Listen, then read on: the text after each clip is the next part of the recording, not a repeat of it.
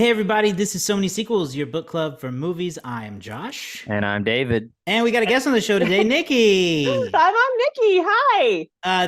Today on the show, we're talking about The Little Mermaid, a movie that one Letterboxd reviewer called Not Awful. That's right. We travel under the sea and we take a look at the new performances. Do they live up to the original? We invited my wife here, who's a longtime Disney fan, just to see how well it holds up.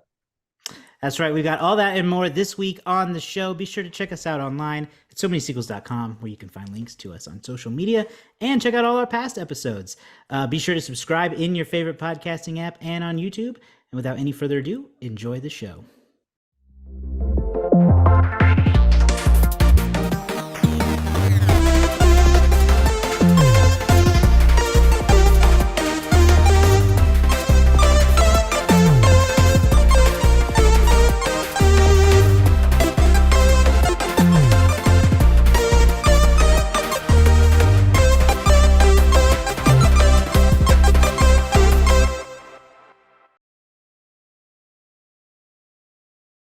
Yeah, I want to present to you a little prompt that Nikki okay. and I did.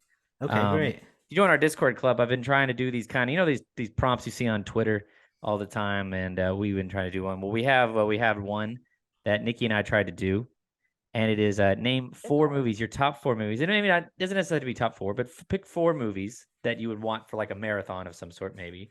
Mm-hmm. I think the prompt said that one... define your life, I think was part of it too. Oh, okay. Well, I don't know if you have to be that specific, but just pick your top 4 movies with that are only one-word titles. And the qualifier we decided. Oh, do you want to say the qualifier? Little qualifier. The is discounted. Like, so it can't be the Batman. It has to be just one word. Just one word. So the counts as a word. Is a word. Yeah. Wow. Yeah. I shot myself in the foot with that one because one of mine would have been The Prestige, but I said no. So yeah, I shot myself in the foot with that one. I'll if we want, we can go in draft order if you like for this to give it more time to settle in. Nikki, what would you pick first? My first one would be Clueless, just because it's a movie that I've loved my entire life, and it's like the first thing that I saw Paul Rudd in and decided I immediately had a crush on him, and I've just loved him ever since. And I can tell that Josh is currently Googling one-word movie titles. Don't worry, I had to do the same thing because as soon as I said the prompt, my brain immediately forgot all one-word every movie one of titles. them. Thank goodness I could pick out at least a couple now. Yeah, for me, mine is Zombieland. That's one I'm going to lead with. Oh, that's a good one. Yeah, and it's a David one. I am going to pick Spider-Man. Nice. Oh, with the hyphen. Oh, yes. That's a good one. It counts. Nikki, what's next for you? My second is gonna be Ratatouille. Just because I feel like I have to have some kind of Disney Pixar in there. Similar vein, I'm gonna go with Coco.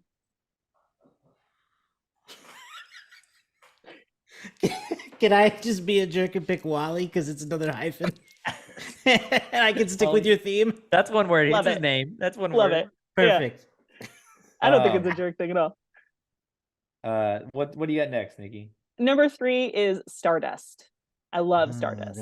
I've not seen that in a long time. It's a great movie. That's a good shout. I like that. Forced David practically by gunpoint to watch it. I saw it before you done that. I watched it in a college class. Watched it in the college class. Next, I'm gonna pick Inception. Oh, that's a good one.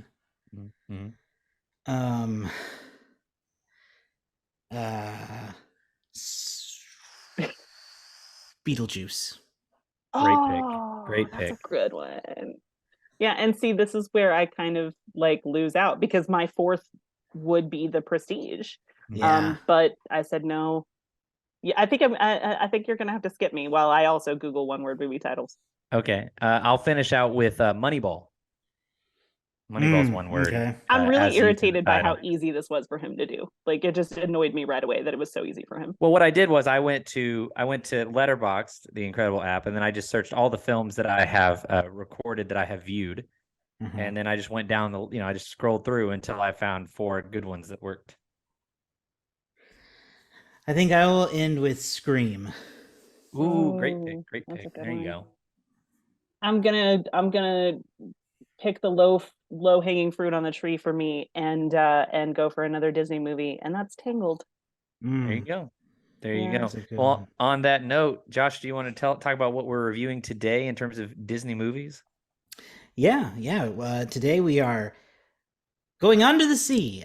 I didn't have an introduction prepared, but we're going to talk about the Little Mermaid, the 2023 version, the new live action remake starring Halle Bailey as Ariel.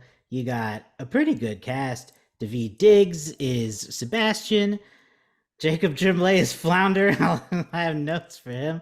Javier Bardem, Melissa McCarthy, lots of great people in this movie. Of course, if you know The Little Mermaid, you know what this one's about. This story is pretty close to the same, so we won't go too in depth into that. But I do want to go ahead and get us kickstarted talking about what was our individual relationship with The Little Mermaid growing up. You know, we are all millennials of an age where the classic, I forget what they call them, but the plastic shell VHS tapes were what we were watching all the time. These movies were on repeat. Was Little Mermaid one of those movies for each of us? So I was thinking about this just before we got started. Like, we actually are of the generation that Little Mermaid was literally made for us. You know what I mean? It came out like 6 months before I was born. So like, we literally are the people it was made for. You'll hear a lot of Gen Z like, oh, I loved the Little Mermaid growing up. No, you didn't. I loved the Little Mermaid growing up. You know what I mean? Because it was made for us. Like, we were the kids. And I do think it's sort of fun, especially like in our movie theater experience. I was thinking about this as we were going in, like, you know, our generation like grew up on it, and now we're taking our kids to see it. We didn't take our kid to see it. He is not ready for that emotional responsibility. It's no secret that I love Disney. That is something that everyone knows about Nikki. I don't suffer from a Disney addiction. I enjoy every second of it. Like, it is one of those things. So of course I love The Little Mermaid. It's actually not my favorite from the Renaissance time, but it is very high up there. I've always loved The Little Mermaid. I have great affection in my heart for it. And I was as fatigued as I am getting with these live action remakes. I'm kind of over this phase that Disney's going through. As much as I feel that way about it, I was very excited when they announced that this was coming down the pipeline. Okay. What about you, David? You know, for me, this was definitely one that I watched quite fairly often as a kid. I was a little bit more into The Lion King and Aladdin as a kid, but I definitely watched The Little Mermaid a couple times. The songs, you know, were so catchy as a kid. Now, one specific instance here, and I don't know if you guys will relate to this at all, is that I stopped watching The Little Mermaid specifically because I found it too scary. But not because of Ursula or because of the storms or anything like that. Is because of specifically the scene in the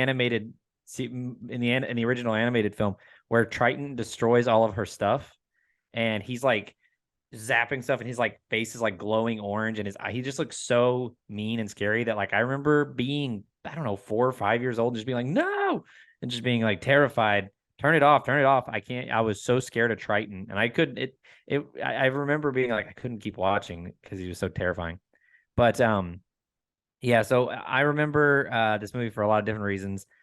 And then over time, I've gone back and forth on overall appreciation of it because we were in college, we had a professor who talked about how when his daughters were of the age that they were, 7 or 8 came out, and he didn't like it very much because he didn't like the messaging. What he felt the messaging was of like, this girl giving up her voice to be with a man, and that he appreciated Beauty and the Beast more when it came out because of what Belle was like as a character. And then, you've had people over time have used that as use that criticism, but then people have bounced back and talked about, well, Ariel's overall, like, Eric's an element of why she wants to go to the sea, but she has an obsession with humans and wants to go to land anyway. Like, Eric's a big plus, a big motivating reason, but she might give up her voice to go up on land anyway, just because she wants to see all that stuff. So anyway, I've gone back and forth on my appreciation on it. I think I do ultimately think it's one of the more fun ones from that time period. But yeah, it's a lot of fun. Yeah, I agree. I definitely remember watching it as a kid. I think I kind of went through two Little Mermaid phases because when it came out just a bit before I was born, and then my sister was born when I was 5, so then she naturally went through a Little Mermaid phase. So I feel like I'm very familiar with it as a kid. I always liked Flounder and Sebastian. I loved Under the Sea. That was one of my favorite songs as a kid. So I definitely remember liking it a lot. It is one of those movies where it's like you were saying, David, easy to kind of you can nitpick it, the story a bit, especially the relationship dynamics at play here. Even in the new one, I'll say I thought about how, man, this is still a movie about a man who falls in love with a woman simply by listening to himself speak, and that is just, it is what it is. You're not wrong though. But yeah, that's just part of it, and you kind of can accept that and deal with it because there are other aspects of why she wants to go to the surface beyond just Eric. So I always enjoyed it as a kid. Now, we talked about before we started, we got some categories we want to hit talking about this movie, so we make sure we talk about everything we want to. So we'll start with those, and then maybe we'll like wrap up with any bonus things that popped up along the way or any extra stories. So let's kick it off with performances. This movie, we talked about the cast earlier. I think most notably we got Halle Bailey as Ariel. This is her first like big role in a major motion picture. She's part of a musical duo with her sister that they've made some music with, so she's kind of a known figure to young people, but this was her first step into the world, so to speak. So how does everybody feel like she did, and how did she compare to the original actress Jodie Benson? I know it's a voice comparison, but still. I thought she was awesome. I thought she knocked it out of the park. I think she was without question the best person for this job, without question. And I would say the same for Jonah Hauer-King, who played Prince Eric. I think they both just knocked this out of the park. On the note of comparing it to the original, I told David this as we were leaving yesterday. Here's the thing for us, nostalgia is going to cripple us. It's going to have an impact on the ability that we have in watching this movie, and we're going to spend that entire time going, well, that's not the way they did it in the first one, and that's not the way that this works, and we can't do that. And that's something that I had to tell myself way back in these live act. I think I started that with Beauty and the Beast, just kind of thinking, okay, you can't compare this to the original because it's not the original. You have to let it stand on its own 2 feet.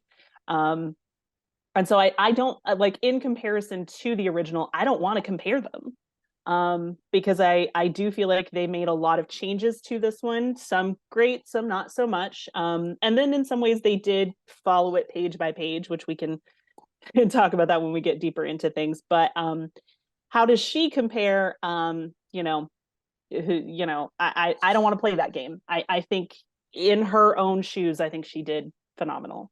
I don't have that same note for some of the other members of the cast, but you didn't ask about them yet. So how did she do? She was amazing. Yeah. I agree. I thought that, from this, in terms of singing performances, she was outstanding, in terms of, how they kind of arranged the songs a little bit differently to kind of, showcase her ability. I thought was really good. They gave her a new song, and so we, that was kind of, something that I was digesting in the moment as well. But I thought that she was great. She was really, even when she can't speak, she has a very infectious screen presence where, you just can't take your eyes off her.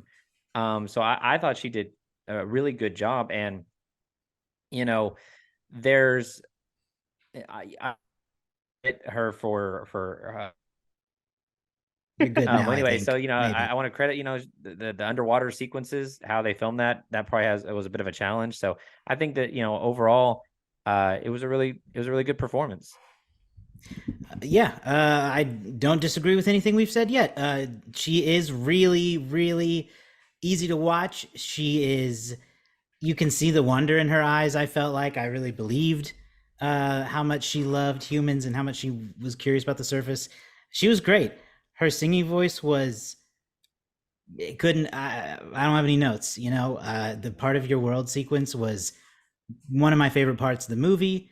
It's a standout song from the original. It's a standout in this one too. Some of the other live action remakes have changed songs a bit in a way where it's like, it's really lost a lot of the magic. I did not feel that about this song. About this song. About this song. I can't say that about all of them, but this song was good. We'll talk about the songs, but she killed it. I really enjoyed watching her. So next on the anyone else want to pick a character to talk about next? Anyone itching for someone? Yeah. So are we to the being critical, or are we still praising people? Because I'm happy to. I have someone I want to praise and criticize. Yeah. I have good things to say about. Let's just briefly talk about. You just said his name. What was the guy's name? Jonah Howard King. I hope that's how you pronounce the middle. I think both from a performance standpoint and from a writing standpoint, I think that they did a little bit better job of rounding out Eric as a character. He's just kind of like adventurous young prince or whatever in the animated film. And here they did something I thought that was really clever, is that they made his character really interested in the sea and what's under the sea, which kind of gives him this mirrored, inspiration against Ariel. She's curious about humans. He's curious about the ocean. So it kind of made their relationship kind of interweave in that way. He had a song, and I thought that the song itself was okay, but I thought he performed it really well. Like, midway through, I was like, oh man, he's killing this. And see, I loved the song, and maybe it is just his performance that I loved. But in terms of adding songs, it's always going to be a challenge because you're used to the pace of what's come before. But I thought that compared to some of the other added songs, this one actually was fine. We need a little bit more time. Give Eric a song, why not? And if the performance had been worse, I might not have liked it. But he was giving it his all. I agree with that critique of the performance. I thought he did pretty well with it. I don't think I've ever seen this man before, so I don't know what he's like normally, or if this is the first thing he's done. But I thought that I enjoyed the song. I don't know if I loved it, but I liked it quite a bit because it felt like it really added more depth to the Eric character that we haven't had before. And honestly, I just kind of like the way it was shot because I don't know, that classic like sweeping wide shots of the man singing on the rocks with the island castle in the background. It's like, oh man, that's just, they don't make movies like that anymore. It had the as far as the songs go, and like a lot of them had this from the past, but in terms of the new songs, it was the one that had the most Broadway kind of feel about it. Very. I got words to say about that, but we'll talk about that in the songs. Ooh. I got bones to pick. I don't know what bones he's got, but I'm gonna find one. I'm gonna pick one. I do have to say, I don't know that I felt any sort of chemistry between him and Ariel. Oh, I disagree. Really? I really didn't, and I kind of blame that on him more than her. But I don't know. I might need to watch it again to really get into that. Him guessing her name was so adorable. It was. That was precious. Yeah, and how she kind of found a way to tell him was really neat. Yeah, and David talked about this on the way home in the conversation of like giving depth to who Eric is. He collects things from under the sea, and Ariel collects things from land. So it did kind of give them like not just that curiosity, but they both have those collections, and they both have those. And she gets the chance to kind of tell him about her world without even him knowing that that's what she's doing. But let's move on now, I think, to the characters that people are going to talk about the most, and that is I'll start with Sebastian, okay? Because I think that's easily everybody's second favorite character from the Little Mermaid as a whole. It's Ariel and then Sebastian, right? So let's talk about Daveed Diggs as Sebastian. Josh, I'm curious what you think first. I like Daveed Diggs as an actor quite a bit, and he does a lot of voice work now that is really fun. If you haven't seen Central Park on Apple TV Plus, he does a lot of great fun stuff in that. It's like I don't know, it reminds me of Bob's Burgers in a way. So I think it's got that vibe. People. It might be. I think it is. He was a lot of fun on the episode of Bob's Burgers he was on too. Yeah, he was. So I like him a lot. I don't really know what I feel like he brought here, because it just felt like a Sebastian impression. It was very similar to the Samuel Wright performance. Mhm. and it felt like I don't know. Did he need the accent? Or could it have been someone that just has that accent? It just left me with questions of what are we doing with him as a character. Yeah. Now, that's not to say that David was bad at it at all. Like I felt like he was plenty charming Mhm. throughout it. He had moments that made me laugh more than several other characters. So he was fine, but I'm not Yeah. gonna like say, wow, he really stole the show. I think that's the Yeah. most. I think that's the best way to describe it. Is it was kind of like, it's kind of like when you go and you see it on Broadway and they have some guy who's playing Sebastian. You're like, yeah, this is Sebastian, but I don't know if it's really, like the Samuel Wright version is iconic. It's one of those iconic Disney roles and performances, and that voice, that deep voice. And Davi does what he can do, but it's hard to live up to, Mm. Smith with Genie, or I'm trying to think of one of these other live action ones, or Chiwetel Ejiofor and Scar, and with like Sure. it's just such an iconic role that people know so well. I think that maybe you felt this way, Josh, when David Diggs's version of Sebastian had an original line. I thought it was good, but Oh, when he was sure. trying to recreate lines from the original, it just kind of felt Like that's what he was more doing. hollow. Yeah, because then I would just hear the original in my head and kind of. Yeah. But yeah, you're right. When he would drop a line that I wasn't expecting, those were the funniest usually. Yeah. Mm-hmm. I had a lot more fun with his acting performance than I did the singing performance. Yeah.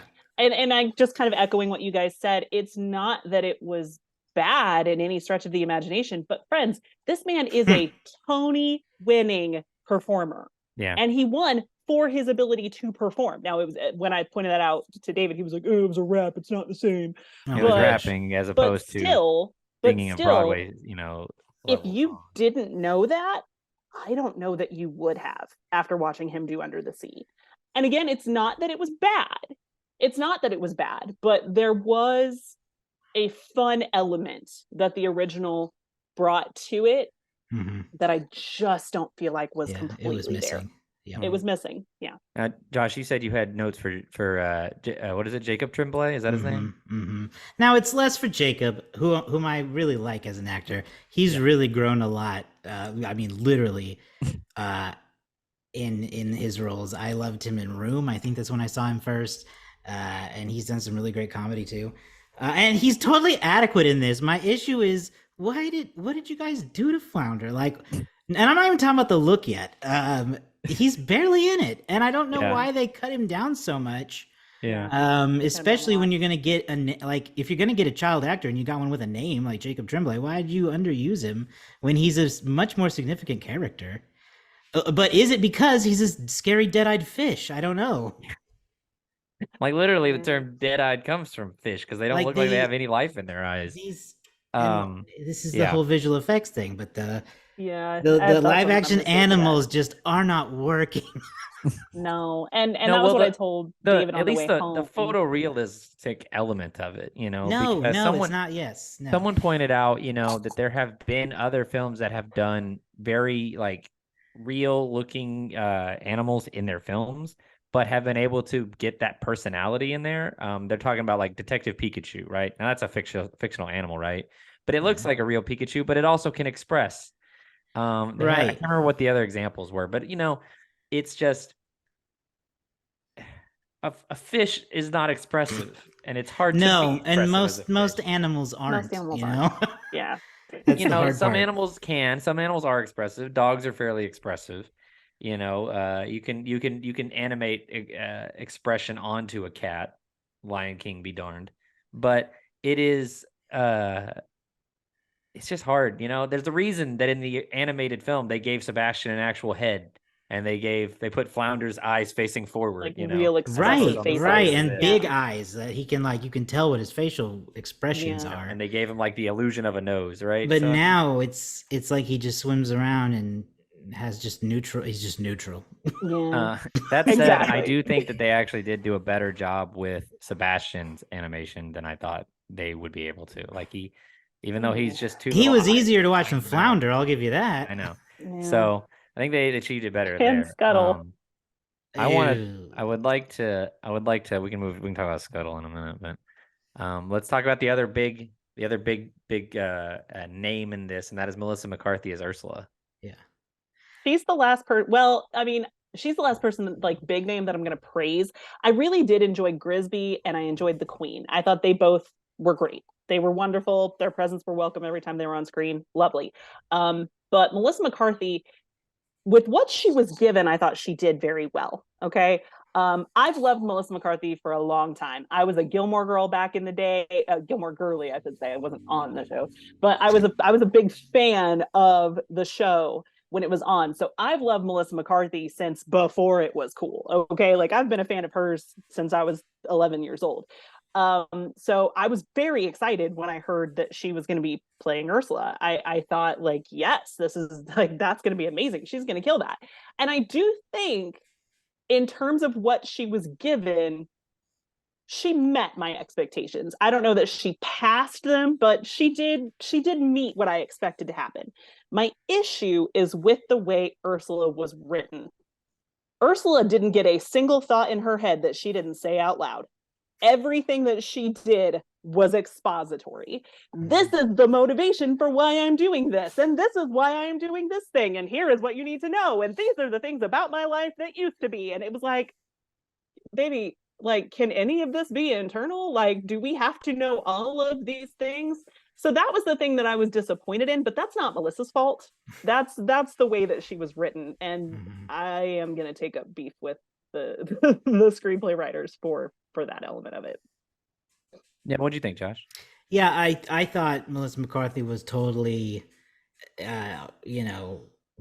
adequate, I guess, is, and I don't even mean, like, that can sound like a diss, but no, she is just what I expected. Yeah. Like you said, Nikki, she didn't like blow me away. She's one of those people where it's like, you hear she's cast and you go, oh yeah, I can see that. And then she delivers that. And Yeah. I have very few notes for her. Yeah, the problem is the character, not her. I agree. I have the same complaints. She's just a little too wordy and a little too I don't know, one-dimensional. It was like, I'm not terribly scared of you, really, because it's just like you're telling me everything. There's no threatening, no menacing about her. No, I had really high hopes for that, because Ursula is probably my favorite villain. Yeah. Little Mermaid's maybe not my favorite of the Renaissance era, but Ursula's a great villain. Poor Unfortunate Souls is a great song, and I was really looking forward to all of that element of it. And yeah, even the song was just fine to me. It didn't hit part of your world standards, but it also didn't like disappoint me as much as Under the Sea did. So. So on that, I do think that from bringing the character from animation to live action, I thought that looked good. I mean, she looked great in terms of her physical appearance. The hair was right, the tentacles. I thought it was funny that even more so than in the cartoon, Ursula is like laying around a lot. She's like always like against something. Yeah. I thought that was really good, but yeah, it was a very serviceable performance, and I don't think that she did anything that I was like, oh gosh, this is like, it didn't stand out, but it didn't it didn't stand out as great, but it also didn't it didn't drag the movie or anything like that. I do want to switch into songs, and the first song I want to talk about is we got to talk about the Scuttlebutt. This is the song a lot of people talk about, the Scuttlebutt online. Right. Scuttle is the bird. He is much expanded on as a character in this movie for some reason. Played by Awkwafina, which I learned halfway through because I thought it was someone doing a bad Natasha Lyonne impression. I have nothing good to say. And I really have nothing good to say about the song, which was just so clearly written by Lin-Manuel Miranda and did not vibe with the overall genre of the whole film. It was like, okay, we've gone from semi-Broadway music into just suddenly Hamilton-inspired rap. It's the definition of shoehorn. Like, it is like, does not feel of the time. I mean, even with some of the other newer songs, they gave Ariel a new song where when she first goes on land, she has an internal like monologue song that she sings. felt like it fit. The Uncharted song, a little, Yeah, by I was about Eric, that too. felt a little different, but it fit. This did not fit. It just felt so shoehorned in there, and this is gonna be the most hateful thing I've ever said. Oh my. I don't. Well, you need to know going into this, David doesn't like Aquafina. Okay, so like, Well, that's what I was about to say. Like I blinders don't are up. get it. Okay. Okay. I don't get it. I want to. I watched Crazy Rich Asians. I watched, Shang-Chi. I watched Jumanji 2, Welcome to the Jungle, Back to the Jungle, whatever. I think I've seen a couple other things I just can't think of off the top of my head. Did you I see don't The get it. Invited? I don't can't know remember if you've seen where. I don't know why she is everywhere. And I don't know. So if that's mean, I'm sorry. I usually am not that overly critical, but I was just, when they first said it, I was like, really? I was like, I know that there's not going to be anybody that compares to having Buddy Hackett in your movie, but I mean, at the same time, Awkwafina, really? They could have gone with so many other angles. I would prefer Kevin Hart. Give me Chris Pratt as Scuttle. The kindest thing Yeah. that I can say about it, Chris Pratt as Scuttle, get out of here with that. The kindest thing that I can say about what they did is I think that was another example of them trying to modernize it. They were trying to gender flip, trying to make Scuttle a little, funnier to a 2023 audience as opposed to a 1987 audience. And if that's what they were going for, I suppose they hit it. I don't hate Awkwafina. I think she can be very funny and very charming. But I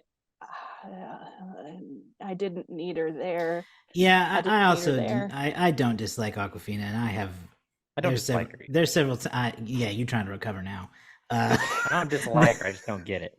There's several movies where I do like her, but this one's a total miss This for wasn't me. one of them. I don't even. Less Scuttle, more Flounder. Why did we do this?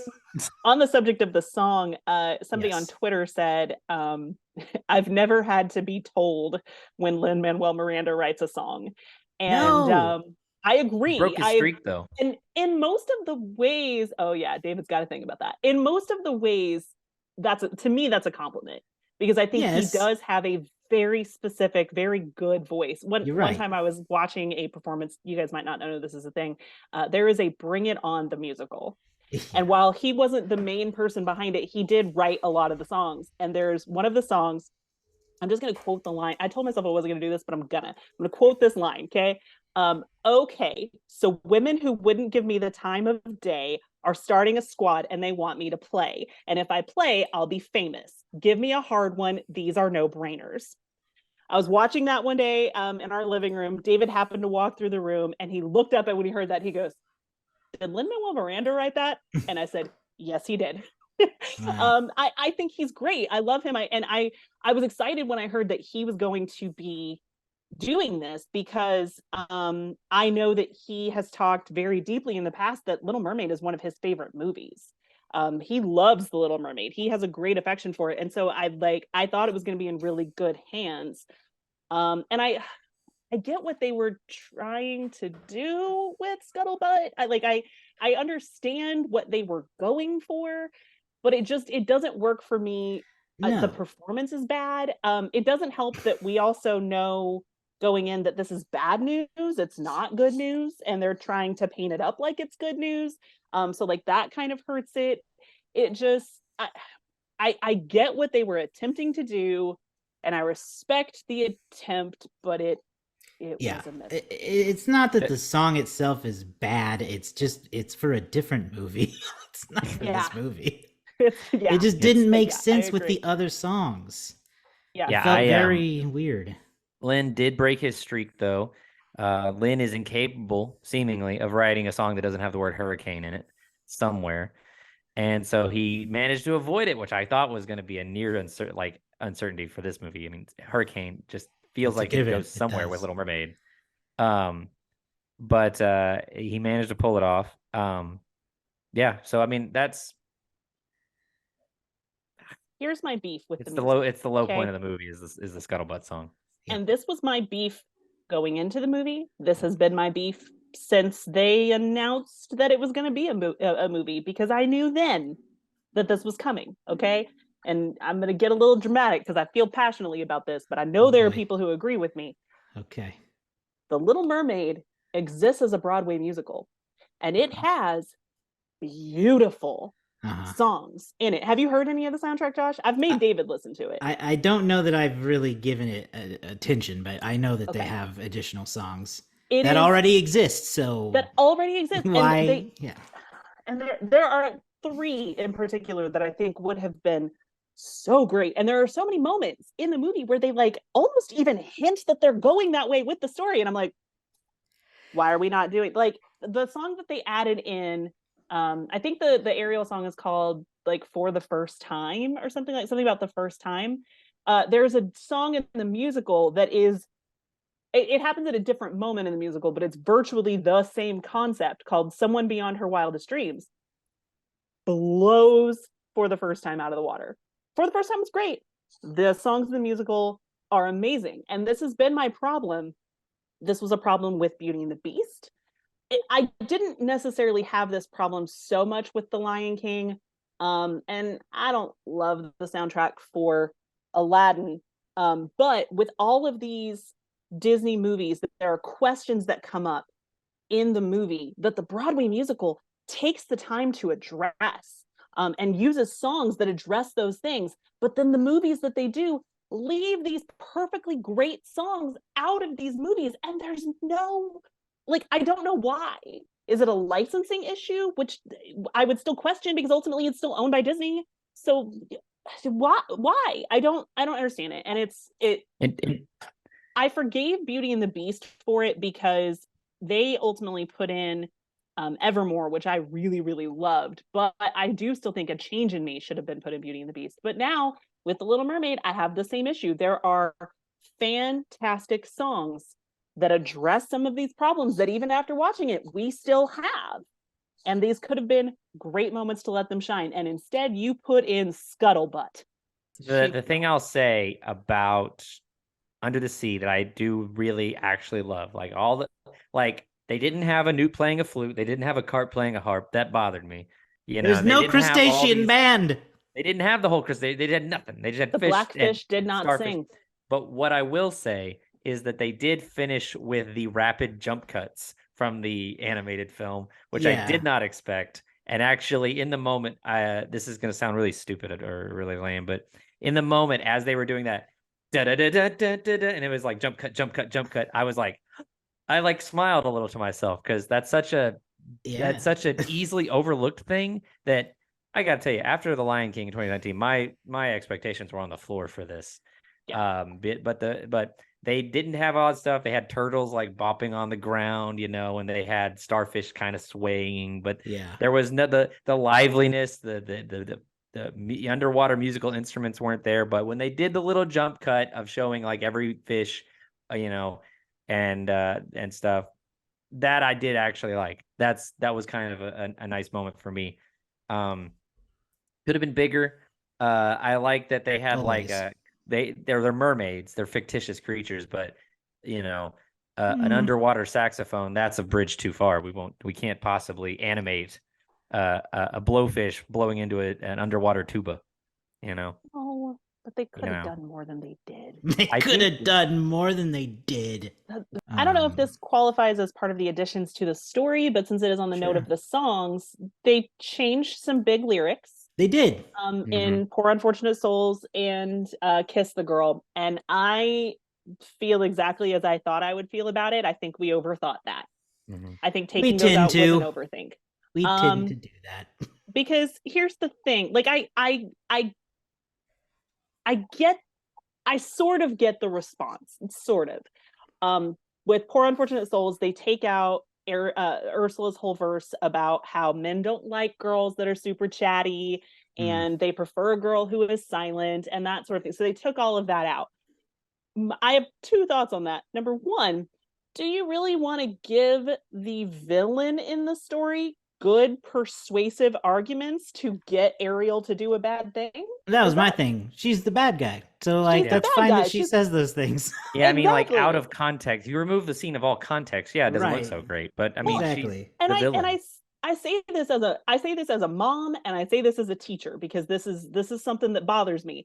If you don't want your daughter to watch Little Mermaid and have the takeaway message of, oh, boys aren't going to like it if I talk a lot, then that's your job as the parent to say, hey, that's not true. Yeah. That's not true, and you don't need to listen to it. Stop expecting movies, stop expecting teachers, stop expecting other adults to do your job. Ugh, I'm Truly. angry about this. And I have the same complaint about the change in Kiss the Girl. Well, a similar change, a similar complaint in Kiss the Girl. I liked the lyric change that they did, but my problem with it, because it's all about consent, which is a very valid conversation and is a very good conversation. But it is overwhelmingly clear that Ariel very much wants Eric to kiss her. Sure. Yeah. There is even I forgot this until somebody pointed it out today. There's even a moment in the cartoon where Ariel literally puckers up her lips for him, and Eric gets shy and rows the boat instead. They took that out, and I think that's a good call. But you can't say that she doesn't consent to this just because she doesn't verbally say it. She very clearly does. Yeah, it's another thing where the context matters. Where in the context, it's very clear that Kiss the Girl is more to tell him to get over his shyness and to just do it already because she's waiting for it, not because you're just gonna take it. That's not what it says. Right. But this movie is also a good hour or so longer than the original, so they've also really expanded the plot quite a bit to give us a lot more stuff on land. Which I kind of liked. I actually kind of liked the land scenes more than the underwater scenes at certain points. Yeah. Like the when the boat crashes and burns down, that whole scene was super cool and exciting. And in fact, it made me want another Pirates movie. Unrelated, but I was like, yeah, I like watching sailboats crash and burn on the big screen. Give me that again. I don't have any Little Mermaid merchandise, so I went with my pirates. Oh, nice. That's perfect. Yeah, they weren't pirates in the movie, but it still made me wish I could watch pirates on screen again. On a similar note, though, I love that this movie actually, compared to the original, they presented mermaids as kind of what their real kind of origin is, this idea of them being sirens, that they lure sailors to their death and things like that, that her song isn't just a nice song she sings, that it's this magical ability that mermaids have, and she used her song to heal him as opposed to entrap him, I guess. Yeah, they really built on this lore of humans versus the sea people. Right. So it wasn't just, and I think it's just mermaids, fantasy stuff. In this, there was a little bit more concreteness to the idea, and there was they treated them, a little bit differently. They similarly, they give Eric a parental figure, who similarly to Ariel doesn't want him to go out and be doing a bunch of stuff, stay here and be, and get ready to be king of this thing. Don't go out on your boats and sail around the world and stuff like that. So they have a shared experience. They're peers in a lot of ways. And so I think that, a lot of the changes that were made I think, help round out Eric a little bit. And those are the ones that stand out the most to me. Yeah. What other changes did you notice, Nikki? You I think you're going to be the most expert on this. I actually kind of need to go back and rewatch a lot of the original, because like I said, there are things that happen that I forgot. Yeah. But I liked that they brought depth to Eric with, having things that he actually wants. And I like that they didn't immediately jump into the wedding between Eric and Ariel, and instead, gave them a purpose of going out and doing something. I liked that they expanded on Grisby as much as they did, which is his kind of man in waiting, I guess. Yeah. I liked that he was also kind of that father figure for Eric. I loved the addition of the Queen. I loved her. She was very welcome. She was a very welcome presence. Yeah, it was nice to see more mermaids, even though we didn't get a lot of them.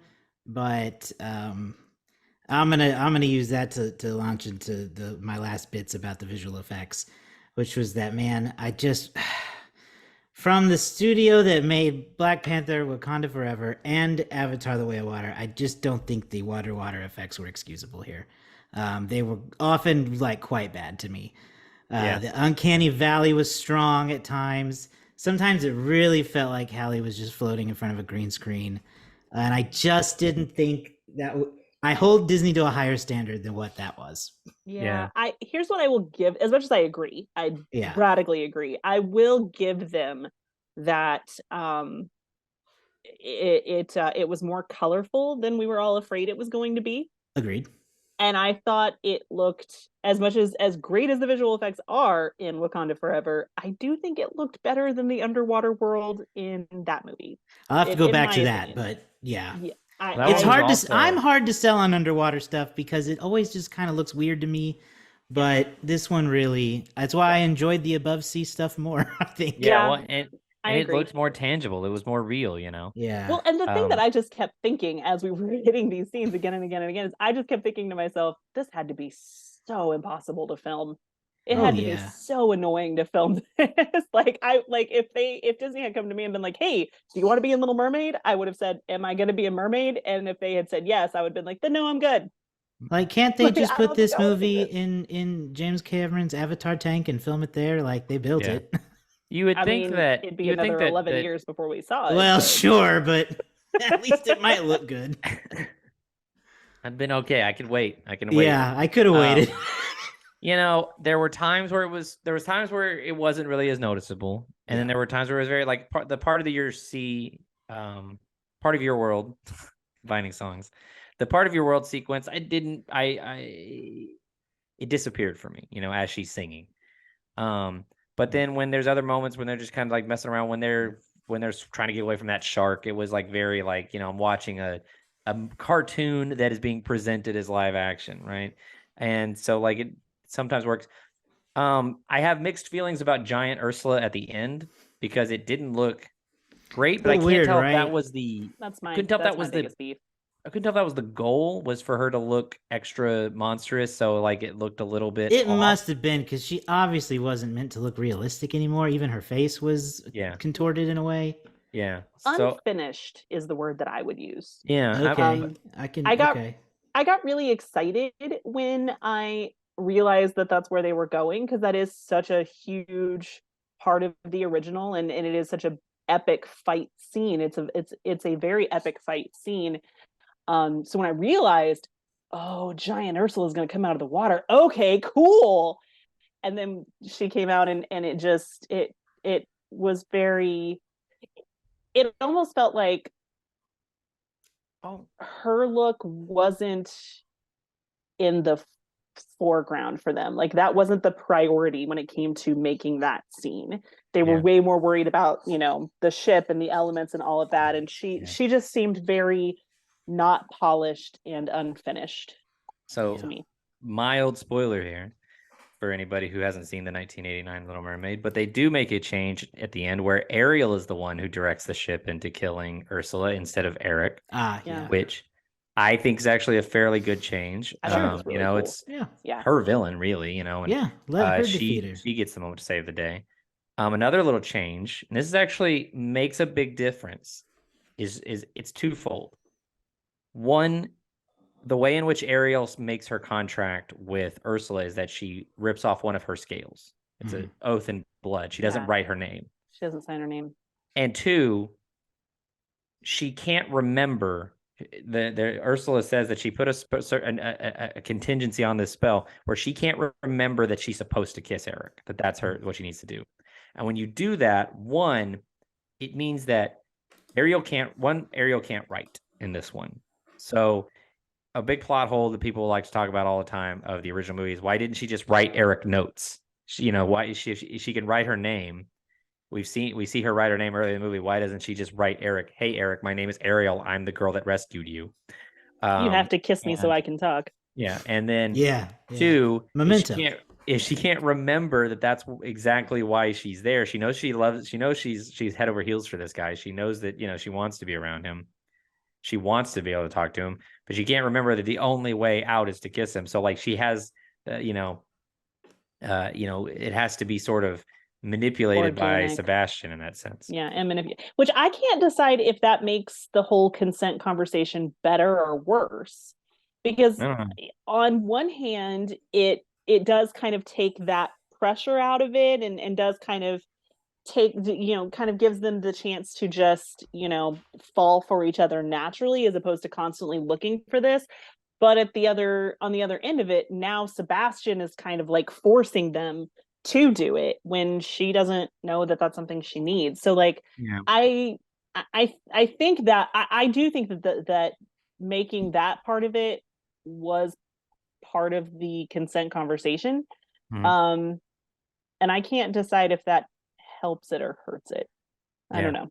I haven't made up my mind about that. It's definitely It's as far as changes wicked. go. As far as changes go, I'm bummed that it took me a while to remember it. But as far as changes go, it's one of the more consequential ones, because when she obviously wants to kiss him, but she doesn't know that she needs to, Right. So yeah. Anyway, those are.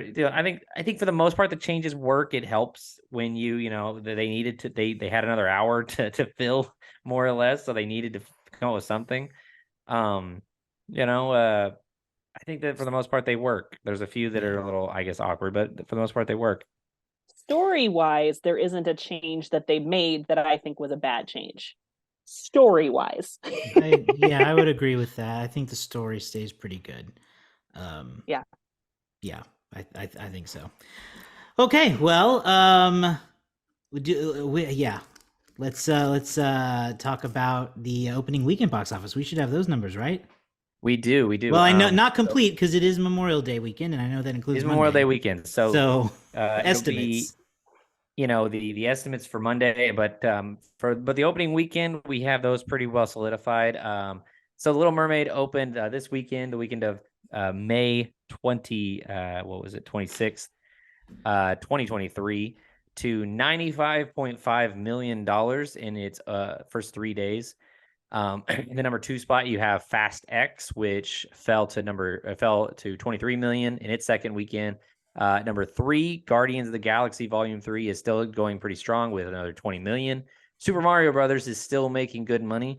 And the number 4 spot was 6.3, and The Machine, starring Burt Kreischer, comes in at number 5 with 4.9 million. I'm intrigued by that. On the year, The Little Mermaid is that's the 5th best opening. The 4th best opening of the year, just behind Super Mario's, Guardians, Ant-Man, and then it's Little Mermaid.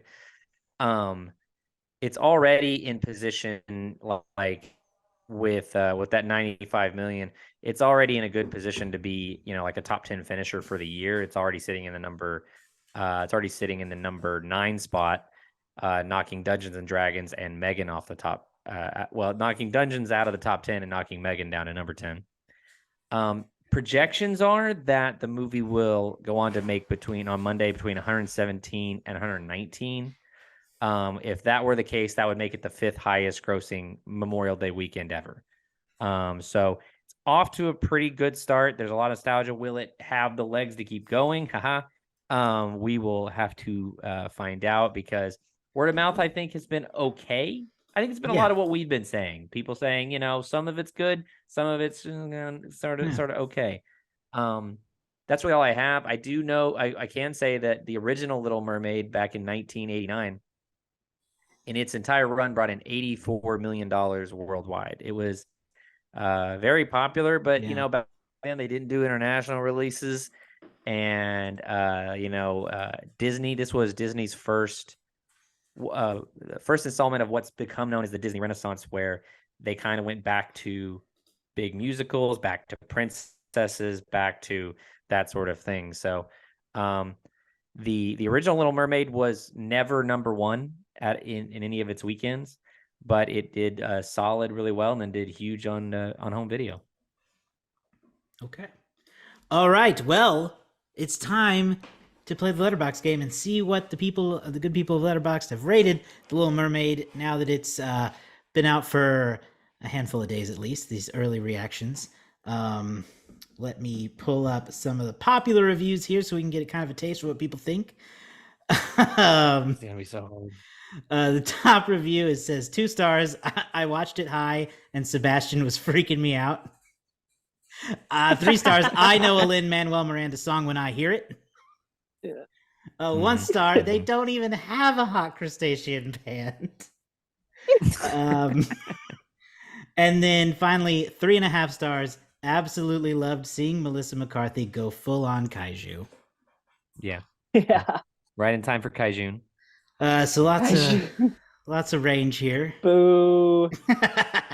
What are we Don't let thinking? him get away with that. It's gonna happen. 2024 is gonna be the year of Kaijun. Kaijun? We'll Yeah, figure don't out a let way him to get do away that. with that. Not this June. We got other plans. Man, it's so hard to know. It's really tough this It's one opening because weekend. it could be like, are they going to give it nostalgia points? I don't really know how the others have gone. I don't there's gonna think be a lot of people who are gonna love it for nostalgia. There's gonna be people who hate it for nostalgia. You know, I'm going to say 3.2. I'm just going to go ham on that's such a good 3.2. guess. That's exactly where my head was. I'm gonna say 3.4. 3.4. All right. I'm gonna say 3.7. Okay. We got a good range here. 3.2, 3.4, and 3.7. Okay. So we don't have a direct hit, Okay. but we do have a winner. We will not need a tiebreaker this time.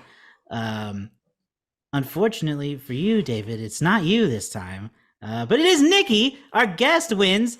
This movie is sitting at a 3.6 right now. So you were within 0.1. Okay. It's higher than I expected, but I guess I don't hate it. Need to write that down. You and Arch bringing it home for the guests this year. Yeah, anytime someone takes a point away from you, I'm happy. You know, I mean, it's under my house. I mean, so I was gonna Okay. say the same last name here. So That's like fair. So for me personally, Yeah. well, what do you think? Do you think that's fair? I think it's pretty fair because I'm going to give it a 3.5. Oh no, I'm gonna give it lower than that. I'm gonna hold it to a higher standard. How much lower? I'm gonna give it a 2.5. Oh man, a full star. I'm gonna punch you in the face the next time I see you. Just It's be ready because for it. the Just be highs ready were for high, the lows were low. It's like dead in the middle of 5, which is 2.5. No, I don't accept it. I don't accept it. Garrett did the same thing. I don't remember what the movie was. There was a movie a couple months ago that you guys did, and Garrett did the same thing, and I was mad for like a week because he was so positive the entire time, and then his rating was a 2.5. And like as a teacher, it would be like me sitting down with one of my students after they took a test and be like, "Hey, this was really good. I really like the way you did this, and I really like the way that you did that, and I thought this was really great. By the way, you failed, but I did like a lot of this." A for effort. Oh man, I have to. So Nikki, you giving it a what? I'm 4. That's so funny. That's so funny to me. Because the thing is, like, I felt you were critical of it too. I was critical of it, and that thought kind of occurred to me as I was sitting there. As I was like, you know, Nikki, you liked this so much more than you're implying that you did. Right. Because the thing is, the things that didn't work for me really didn't work. Yeah, but I feel like a whole lot more of it did work.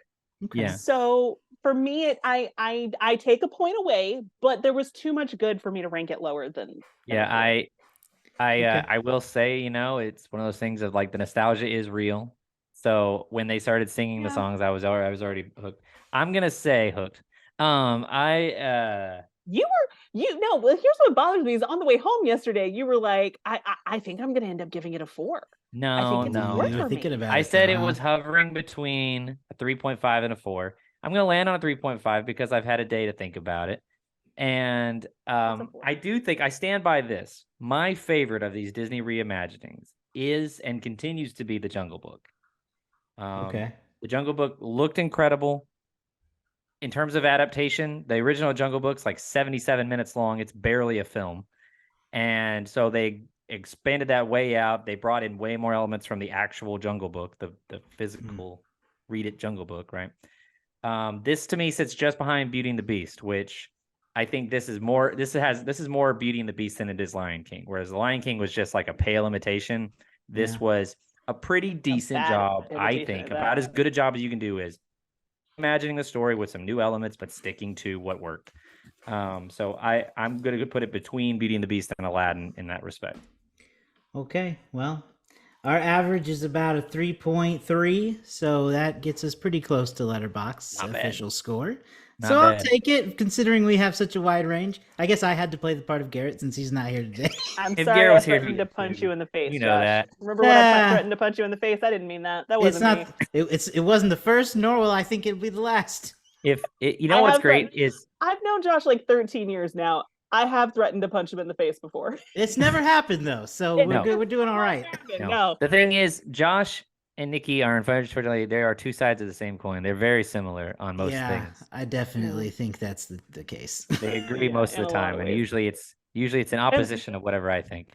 And the That- things that we agree on, we do Unity? very much agree on. Very The much. things Yes. that we don't agree So on, I'm gonna Very say much. I'm gonna say Garrett would have given us a 2.